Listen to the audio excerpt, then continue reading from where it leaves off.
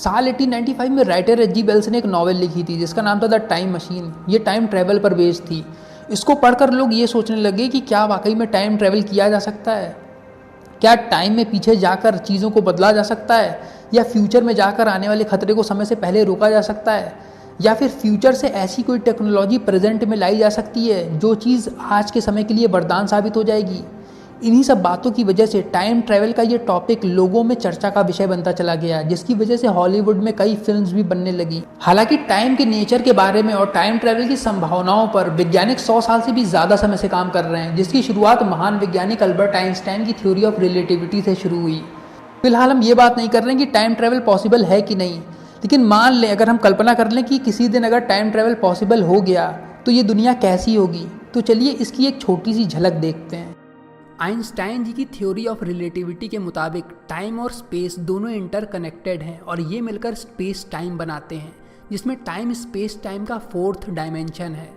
Space time एक fabric की तरह है जो पूरे यूनिवर्स में फैला हुआ है। स्पेस टाइम हर जगह एक जैसा नहीं रहता, बल्कि ये मैटर या एनर्जी से वार्प हो जाता है या बिगड़ जाता है, जिसे टाइम डायलेशन भी कहते हैं, क्योंकि स्पेस के साथ टाइम भी बिगड़ जाता है।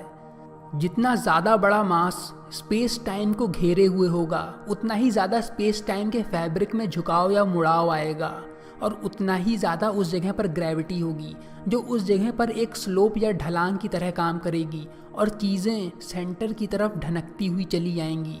इसीलिए ग्रेविटी की मदद से हम धरती से चिपके रहते हैं।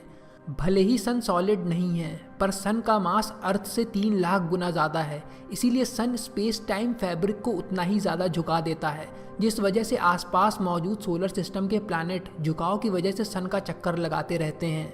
ज़्यादा मास होने की वजह से सन की ग्रेविटी फोर्स अर्थ से कई गुना ज़्यादा है।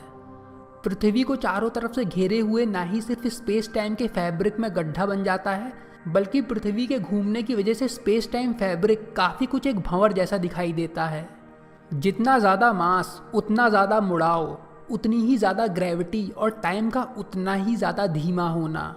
जैसे कि हम जानते हैं कि स्पेस और टाइम इंटरकनेक्टेड हैं, इसी वजह से टाइम में भी स्पेस के साथ खिंचाव आ जाता है।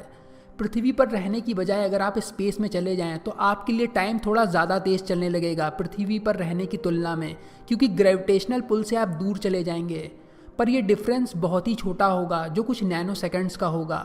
टाइम तब भी स्लो होने लगता है जब आपकी स्पीड बहुत ज़्यादा तेज़ होने लगती है, जिसको वेलोसिटी डायलेशन कहते हैं। एग्जाम्पल के तौर पे जो एस्ट्रोनॉट्स स्पेस स्टेशन में समय बिताते हैं, उनके लिए टाइम कुछ नैनो सेकंड स्लो हो जाता है, क्योंकि स्पेस स्टेशन 8 किलोमीटर पर सेकंड की स्पीड से स्पेस में चल रहे होते हैं।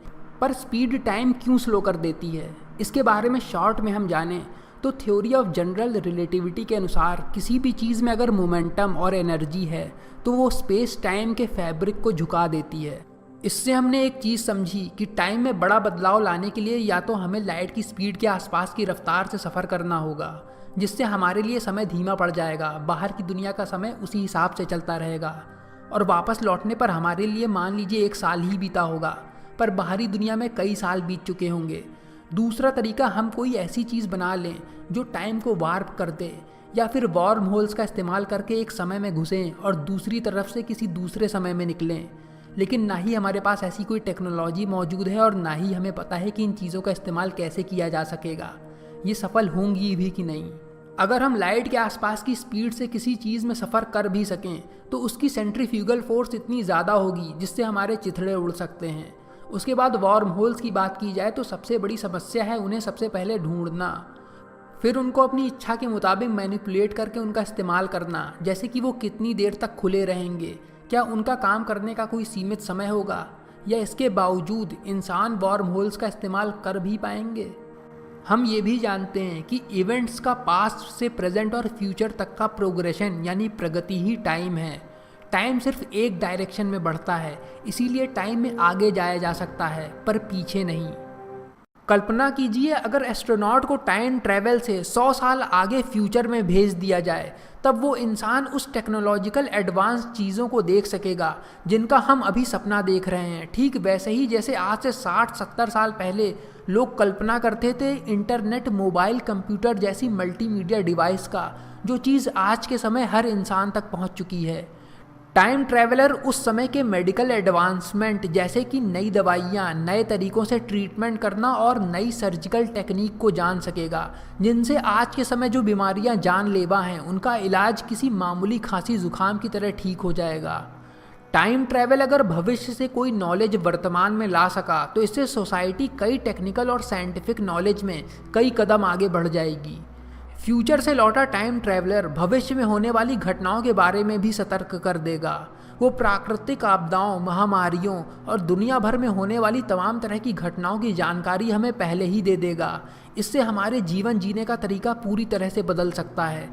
जैसे कि अगर टाइम ट्रैवल हमें ऑटोमोबाइल से भविष्य में होने वाले असर के बारे में ऐसी बात बता दे जिसमें वातावरण पूरी तौर बर्बाद हो चुका हो, दुनिया पहचानने के लायक ना रही हो, तो जाहिर सी बात है कि हम सतर्क हो जाएंगे और ट्रांसपोर्टेशन के तरीकों को बदलने लगेंगे जिसमें कम प्रदूषण हो।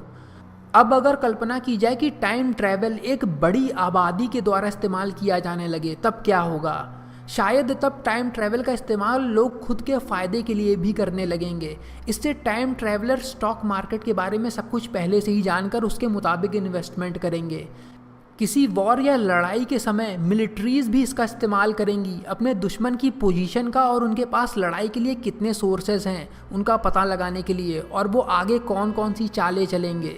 इसी तरह आतंकवादी भी इस चीज़ का फ़ायदा उठाएंगे। पर सिर्फ कल्पना कर लीजिए कि अगर इंसान भूतकाल में जाने लगा किसी तरह, तो हिस्ट्री पर आधारित किताबें सिर्फ रिसर्च या मिली प्राचीन सामग्रियों के बारे में सुझाव या अंदाज़ा लगाते रहने तक नहीं रह जाएंगी, बल्कि समय यात्री उन सब रहस्यों, पहेलियों और कारणों को सुलझा लेंगे। ऐतिहासिक बातों पर छिड़ने वाली बहस को सुलझा दिया जाएगा कि कौन सी घटना हुई, कौन सी क्यों हुई और कौन सी घटनाएं हुई ही नहीं।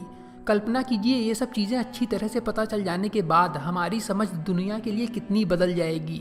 शायद टाइम ट्रैवलर पास्ट में जाकर उन खोई हुई चीज़ों को दोबारा ला सकेंगे, जैसे कि विलुप्त हो चुकी प्रजातियाँ या वो सभ्यताएं और भाषाएं जिन्हें लंबे समय पहले ही भुला दिया गया था। टाइम ट्रैवल दुनिया और जीवन के नज़रिए को ही बदल देगा, जहाँ चीज़ें अपना महत्व खोने लगेंगी और उनकी प्रणाली का कोई काम नहीं रह जाएगा। ये एक ऐसी दुनिया बन चुकी होगी जहाँ पास्ट, प्रेजेंट और फ्यूचर आपस में उलझ गया होगा। हमारी टाइम को लेकर जो धारणा है वो बदल जाएगी कि टाइम कैसे काम करता है। इसका नतीजा निकलेगा कि हम उन चीज़ों की परवाह या देखभाल करना छोड़ देंगे जो चीज़ें आज हमारे लिए बहुत कीमती हैं। ये एक नई दुनिया होगी जिसमें कोई क्रोनोलॉजी या घटनाक्रम नहीं होगा। हमें नहीं पता होगा कि किस ऑर्डर में चीज़ें होती हैं। क्रोनोलॉजी का कोई मतलब नहीं रह जाएगा, जिससे हम ये आसानी से नहीं बता पाएंगे कि कोई बात पहले हुई थी या बाद में। ये घटनाएं अपने आप हुई थीं या पास्ट या फ्यूचर में किसी बदलाव कर देने का नतीजा थीं। टाइम में आगे या पीछे जाके कुछ बदलाव कर देने से कई सवाल और उलझनें भी लोगों के मन में आ रही हैं, जिन्हें टाइम ट्रैवल पैराडॉक्स कहा जा रहा है, जो हमारे टाइम ट्रैवल की योजनाओं को मुश्किल बना रहे हैं। जैसे कि उनमें से एक है ग्रैंडफादर पैराडॉक्स।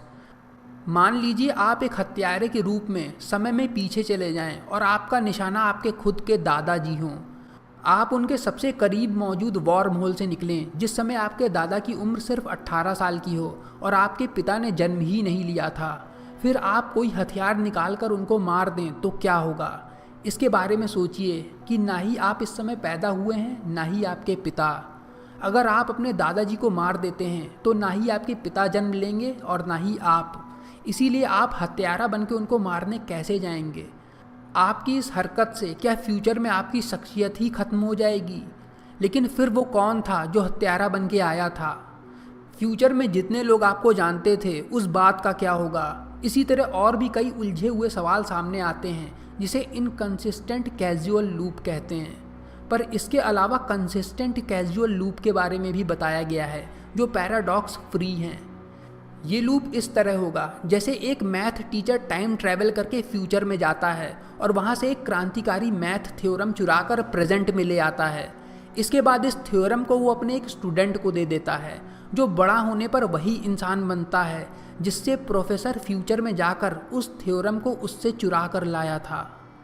फिर इसके बाद टाइम ट्रैवल के पोस्ट सेलेक्टेड मॉडल के बारे में बात की जाती है, जिसमें अगर आप पास्ट में हत्यारा बन के अपने दादाजी को मारने जाते हैं पर यह टाइम ट्रैवल मॉडल उन पैराडॉक्सियल सिचुएशंस को होने ही नहीं देगा। कुछ क्वांटम फ्लक्चुएशंस की वजह से, जिससे आप अपने दादा को मार ही नहीं पाएंगे, आपके हथियार काम ही नहीं करेंगे, या कुछ ना कुछ ऐसा हो जाएगा जिससे आपका प्लान फेल हो जाएगा।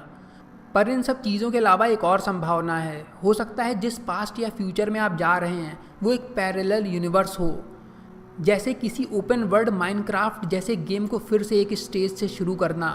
आप वहाँ बनाए गए घरों और चीज़ों को अपनी मर्जी से बना और उजाड़ सकते हैं, पर आपके दूसरे माइनक्राफ्ट गेम की स्टेज में उसका कोई फ़र्क नहीं पड़ेगा। लेकिन इस पैरेलल यूनिवर्स के जाल में फंसकर आपने जिस यूनिवर्स से शुरुआत की थी उस जगह वापस शायद आप कभी ना लौट पाएं। दिमाग हिला देने वाली ये बातें ही टाइम ट्रैवल की दुनिया का हिस्सा हैं।